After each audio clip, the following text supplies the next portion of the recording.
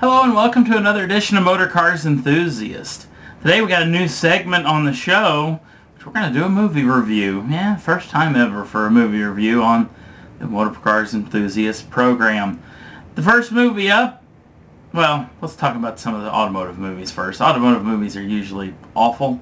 There's a handful of them that are decent. There's a couple of them that are actually really good, but the most of them are really kind of bad and they don't make much sense. But if you love to watch bad movies, just look for one with a car on the cover because chances are it's going to be abysmally bad. This is the first one on the list. I wouldn't call it abysmal. I mean, it's not very good, but it's not the worst. It's called 200 Miles an Hour, and don't let the title fool you. Nobody ever gets anywhere around 200 miles an hour in this film, which then makes it a little bit weird because it really just doesn't ever happen. This thing's got a main core group of characters in the movie that you see very early in the film.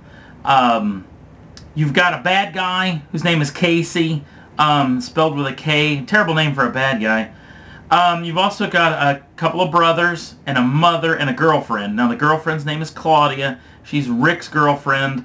In the movie, Rick and Tommy are both brothers. Tommy ends up getting killed very early in the movie, and the rest of the movie becomes a revenge flick. You've also got Deborah, who's the Tommy and Rick's mother, who's a stripper, and the girlfriend Claudia is also a stripper. So there's a little nudity in the movie. It's nothing too bad. A lot of use of the F word, so if you don't like that, you don't need to watch this either. You've got a core group of friends, the friends that are in this particular shot. There's Rick in this shot, and then there's Albert and Pong, who are both kind of the comic relief guys. They don't do the world's greatest. And then there's Kelly, who's the attractive auto mechanic who's in the movie. There's also there's other groups of people. There's some drug dealers in this film, Casey, the bad guy, being one of them. Also, there's a group of Latino drug dealers that are in the movie that kind of help out a little bit here and there. You don't see too much of them in the film. The cars in the movies are pretty decent. There's a brand new 370Z. Now, they do talk about this car as being way over the top faster than it actually is in a little segment that happens right off the bat in the movie, which starts off the film badly. The main character, or the hero car, is this white little RX-7, which quickly changes color and becomes green through most of the film afterwards. I don't know if it wasn't the same car or whatnot. Now, there's a lot of drifting in the film. The drifting isn't too bad for this movie, but whenever you see drifting scenes of this car, it becomes this car, which is a Silvia, or I think it's a 280SX, I think, over here, or 240SX, I think is what it is. So there's a lot of that. There's some. The film is decently shot.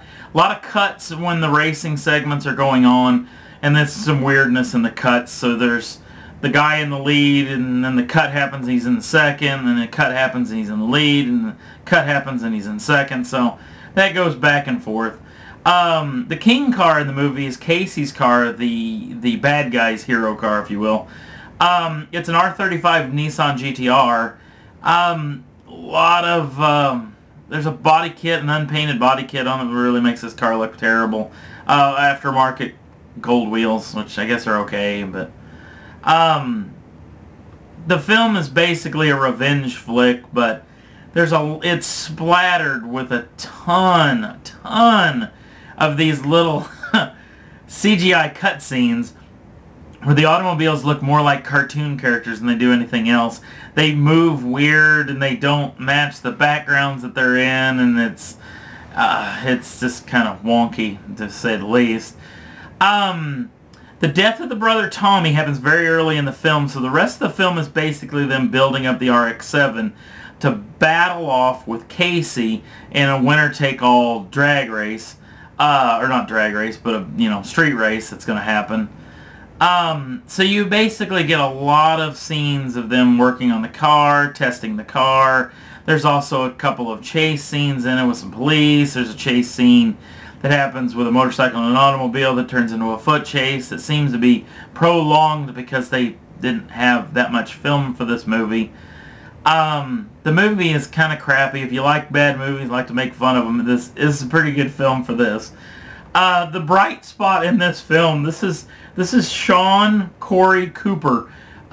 He plays an attendant at a salvage yard, and he is by far the best actor in this entire film. Does an amazing job. There's some pretty good acting in this film, but the bulk of it's not very good, and mainly because the direction probably wasn't the best. If you see this and if you worked on this film and you love this film, I'm sorry, it is what it is. But Mr. Cooper here, he does an amazing job, and he's only in the film for 3 minutes tops. So the movie is 92 minutes. I think it's rated NR, so I don't think it's a non-rated movie.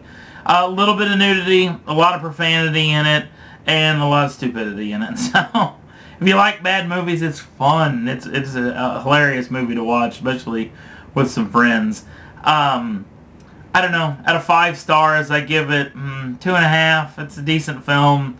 Maybe worth watching, but you can pass on it if you wish. Well, that's the first movie review, which is probably really terrible movie review for Motorcars Enthusiast. Thanks for watching, and we'll see you soon.